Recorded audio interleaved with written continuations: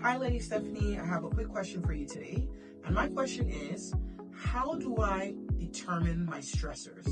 Thank you very much. Very good question, by the way. How one can determine their stressors. I always tell people that I think it's important to journal. So journaling is one way to determine your stressors. How could you determine that?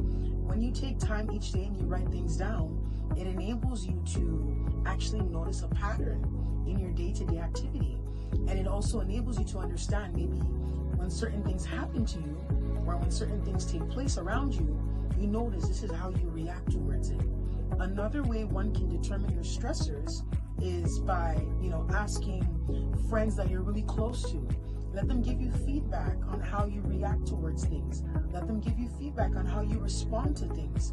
All these things can also help you determine how you can determine your stressors. And by doing so, it also gives you some sort of report on how you can also, take care of your well-being and take care of yourself and the people that are around you, and how you can also maintain